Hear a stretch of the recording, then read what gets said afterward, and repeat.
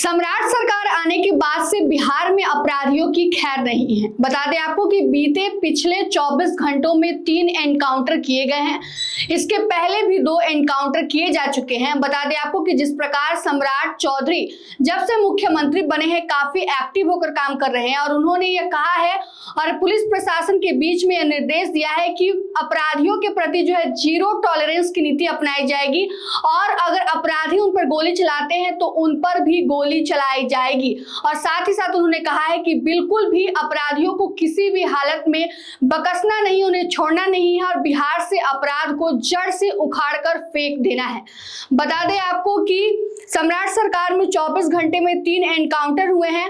मंगलवार की सुबह पटना में दिन दहाड़े सिक्योरिटी वैन में 27 लाख लूट में शामिल बदमाश को पुलिस ने दौड़ाकर गोली मारी है। गोली पैर में लगी है। बदमाश को इलाज के लिए अस्पताल में भर्ती कराया गया है। वहीं सोमवार की सुबह सिवान में पुलिस ने जमापुर सोना दुकान लूटकांड में एक आरोपी को दौड़ाकर पैर में गोली मारी। गोली घुटनों के आर पार हो गई। वहीं पटना के एक शिक्षक से लूटपाट और गोलीबारी के मामले में पुलिस ने 2 अपराधियों को मुठभेड़ के बाद गिरफ्तार किया। इस दौरान एक अपराधी संदीप उर्फ बादल के पैर में गोली लगी, जबकि उसका साथी प्रिंस भी पकड़ा गया। सोमवार को सीएम सम्राट चौधरी ने अपराधियों को चुनौती देते हुए कहा था, अगर बदमाश गोली चलाएंगे तो गोली खाएंगे भी। अब जानते हैं पूरी इनकाउंटर की कहानी। तो बता दें आपको कि पटना में 13 मई को सिक्योरिटी वैन से 27 लाख की लूट हुई थी।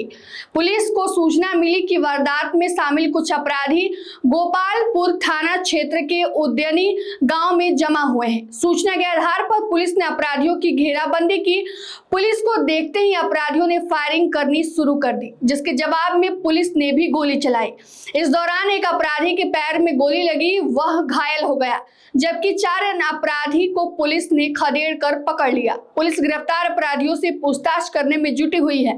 पटना के एसएसपी कार्तिक शर्मा ने बताया है कि सीएमएस सिक्योरिटी वैन से लूट मामले में पुलिस ने 3 अपराधी सूरज पांडे, आदित्य कुमार और रवि कुमार को गिरफ्तार किया था। इसी बीच पुलिस को सूचना मिली कि चौथा अपराधी नीतीश कुमार बाइक से जा रहा है। पुलिस ने घटना स्थल से पिस्टल और कट्टा बरामद किया। गिरफ्तार सभी अपराधी पटना के दीदारगंज रहने वाले हैं। इन बदमाश ने लूट के रुपए को आईफोन खरीदा था, जिसे जब्त कर लिया गया है। अपराधियों के पास से पुलिस ने लूटे गए 5 लाख कैश भी बरामद किए हैं। घटना के वक्त इस्तेमाल बाइक, अपराधियों के कपड़े, हेलमेट सहित कई सामानों को भी पुलिस ने जब्त किया है।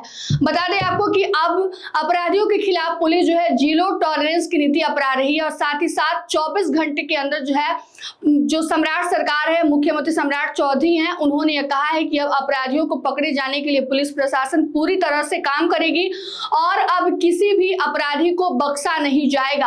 अगर अपराधी गोली चलाएंगे तो वो गोली खाएंगे भी। साथ ही साथ उन्होंने यह भी कहा है कि बिहार से अपराध को अब जड़ से उखाड़ फेंकने की तैयारी में बिहार सरकार जुट गई है, जिसमें पुलिस प्रशासन उनकी पूरी तरह से मदद कर रही है। फिलहाल की इस खबर में इतना ही। तमाम अपडेट के लिए जुड़े रहिए हमसे और देखते रहिए मगही न्यूज। धन्यवाद।